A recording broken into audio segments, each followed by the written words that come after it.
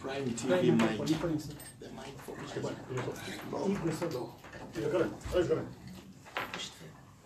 Okay, we'll go that way. Go on. Just mention your name. My name is Jerome.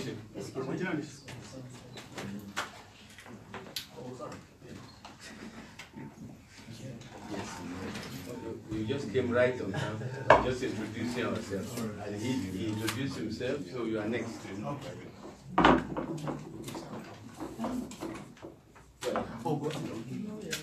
Good afternoon, ladies and gentlemen.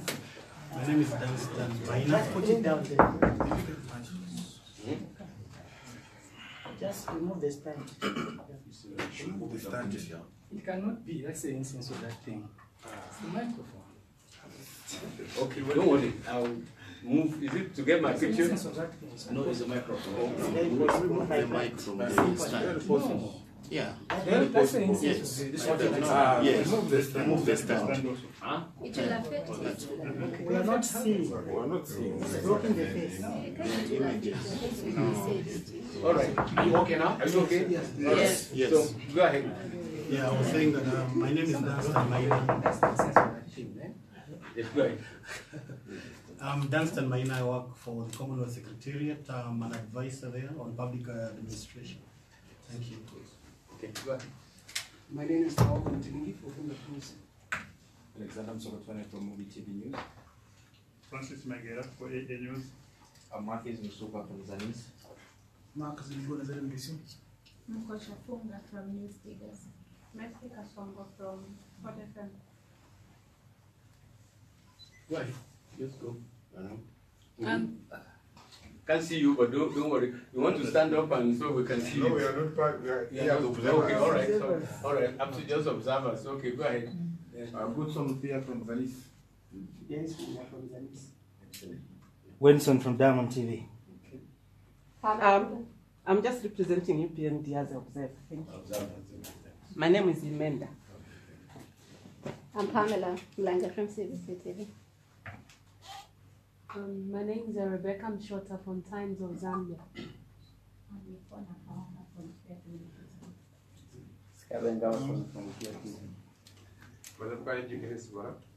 What's your newspaper, Jason Yovara? Balewa from Radio Phoenix. Okay. Also, one more senior citizen. I'm just an observer from Zambia. Very good. Abbas Abdullah from Nigerian High Commission. I'm Muhammad Kabir Umar, Nigerian High Commissioner of the Republic of Zambia.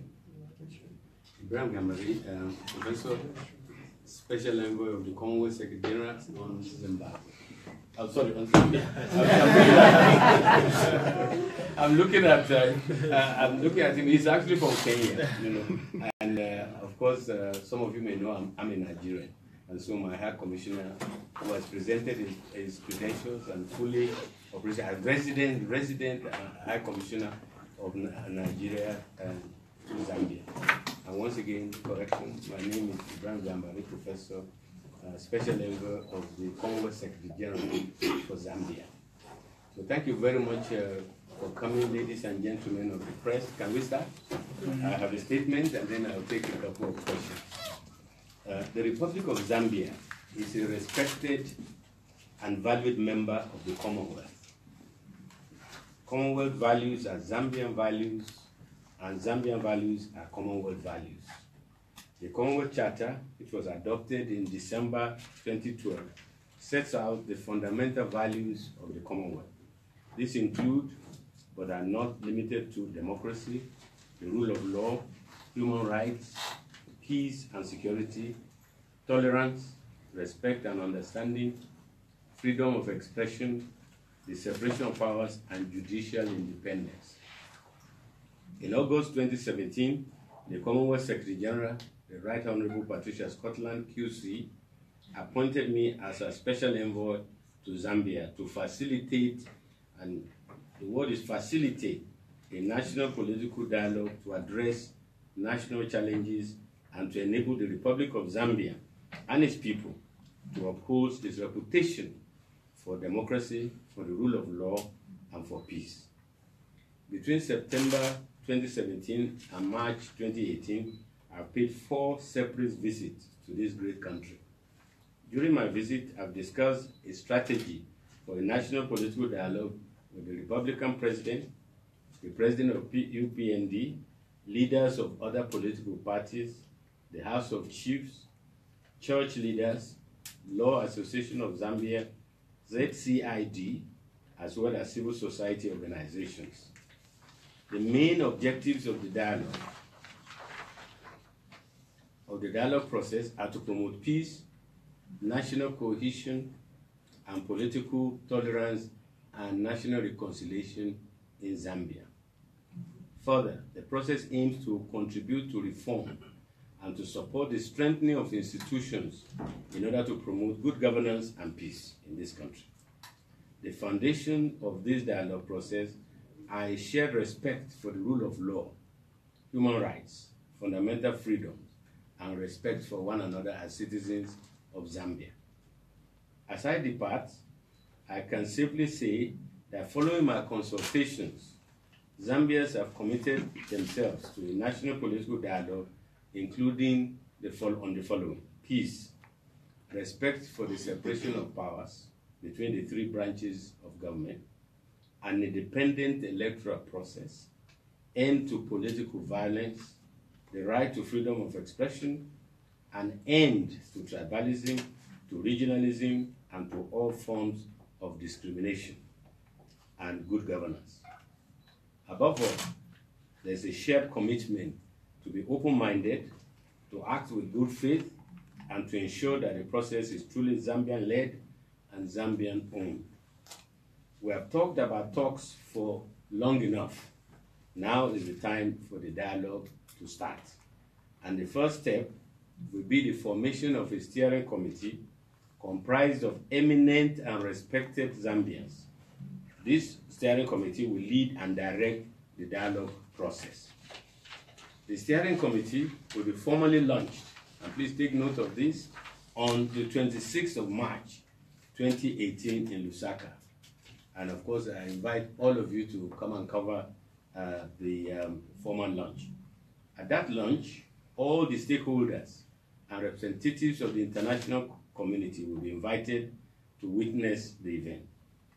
Furthermore, the process will include the establishment of a working group, including 3 subgroups, which will examine the issues of constitutional and institutional reform, electoral reform, and tolerance and civility in public life. I look forward very much to the commencement of the national political dialogue, which is both inclusive and swift. One Zambia, one nation. Thank you very much for coming, ladies and gentlemen. I will now take a couple of questions.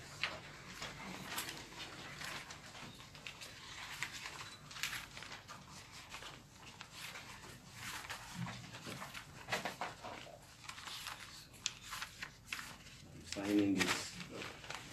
And, yes, yes, please. Good afternoon once again, Your Excellency. Okay, go ahead. Go ahead. Good afternoon, Your Excellency. My name is Carla Mushima once again from Country Region. I've got only 2 questions. Number 1, you talked about reformation at ECZ, the Electoral Commission of Zambia. You've talked about reforming certain institutions, such as the police, Electoral Commission of Zambia, ECZ, and the judiciary. Now, the Justice Minister, whom you just met, says, according to him, that government will not allow a situation where international bodies such as the Commonwealth will come and meddle in the affairs of the country, because this is a sovereign state. Specifically, he says, this dialogue should not even think of changing any of these institutions. There will be no change of anything in these institutions, because Zambia already has a fully functioning government in place. Question, please. I'm waiting for your question. The question is, where does this leave the dialogue process, and you as the Commonwealth who are trying to mediate, bring peace between the affected parties and the people of Zambia. Can I answer? You have two. What's the second question? There are two questions in one. The other one was to do with that ZCID, because we are told that ZCID is going to take up this mantle. What is the position? Is ZCID going to take up the dialogue process, or it is the Commonwealth? Because certain stakeholders are saying that ZCID has no capacity to undertake such a mammoth task. On top of that, ZCID is infiltrated by those that seem to side with those in the ruling party. And considering that ZCID is funded by the state, are they going to take up this position to mediate or not? Are you finished? Yes, sir. Okay, thank you very much. This looks more like commentary than questions, but I will answer the two that are specific. First of all, I want to answer the first question by drawing your attention to how this process started. The Commonwealth Secretary General came here and helped to facilitate the release of HH. And then she announced, following consultation with the President of UPND and the President of the Republic, that there will be a national political dialogue so as to address some of the root causes of the events that led to the incarceration and later on freedom of HH. And then appointed me as Special Envoy to a broad consultation with everybody, the government, the opposition leader, all the other political parties, the church mother bodies, CID, everybody. And it is following the consultations with everybody that we now have 3 baskets of issues that was bothering the people of Zambia. First, the need for the constitutional reform. The second, electoral reform. And the third is what we call civility in public life and political tolerance. This was reported to all the stakeholders that I've mentioned. And they agreed that, yes, there is need to have discussions so that the people of Zambia as a whole will feel that their institutions are strengthened, reforms are made, so that to have a better Zambia, a better political process, all the lacunas in the constitution and in the electoral laws. So what the Commonwealth is doing just to facilitate the process, and if you listen to me carefully, this process will be led by a steering committee, which will be launched on the 26th. They are the ones that will move the process forward. Let me just add, in conclusion, your first question, that Zambia is a member of the Commonwealth. It's not as if the Commonwealth is some alien body. Zambia is a valued member of and there's nothing that the Commonwealth will do or can do to undermine the sovereignty of Zambia, which is a full member. But we'll be attending the Commonwealth Head of Government's meeting shortly, I think next month in London. So the second question refers to the ZCID. ZCID is one of the institutions and organizations we consulted. And like other organizations and NGOs, they will be part of the process.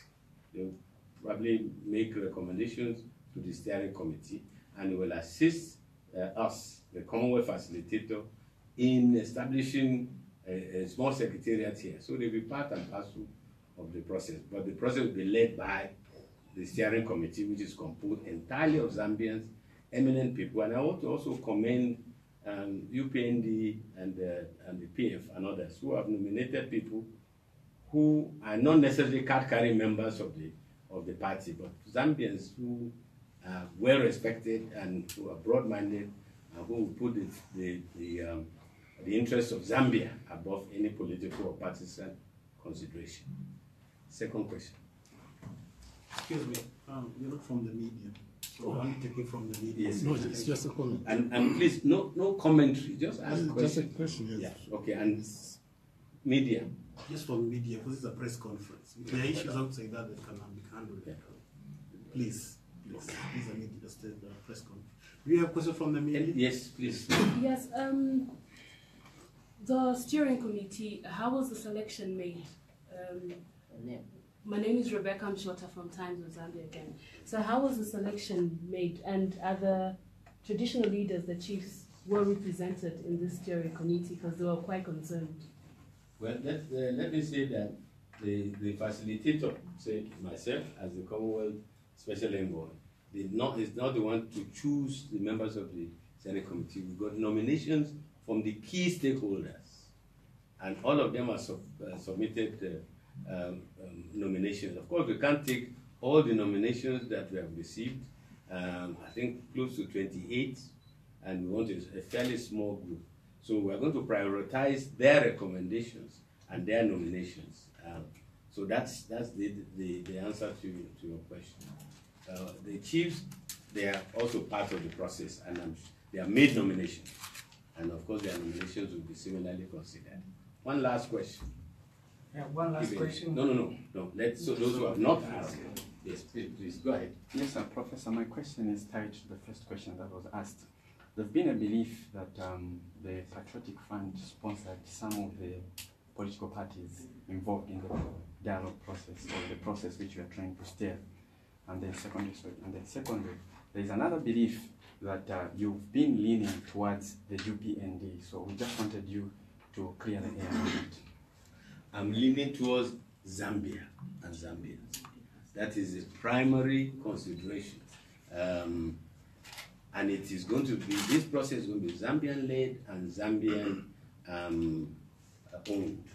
So, question of perception, that's beyond me. But I just want to assure you the Commonwealth has only one interest in Zambia, which is peace, unity of this country, and to resume what is known for. Zambia is known as a peaceful country, God-fearing country, a good example of stability in the region. Just look at your neighborhood. Nobody wants Zambia to be part of some of the conflict countries that we are dealing with in Africa. We have more than enough. So that's the interest of the Commonwealth, of which Zambia is a respected member. I have to stress that. The Commonwealth is not some entity that is out there. Zambia is part and parcel of, and all the stakeholders are in support of starting this process of political dialogue. So once again, thank you very much. Is there any other thing that I should do? They are the bosses. You'll have to understand Prof is leaving tonight, so obviously he's pressed for time. So you'll understand why he can't take a lot of questions. The only reason I stopped the gentleman here is because the question he was going to ask was not from the media. We've already occasions where we've actually interacted with all the stakeholders, so it was only fair that if he asked, then everybody else would keep asking. But we are willing to listen to what you're going to say outside this.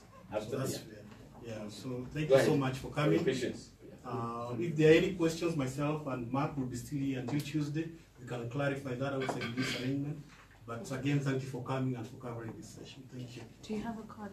Yes, I do. Yes, we can talk. We go ahead. One more. Yes. Go ahead. After this conference call.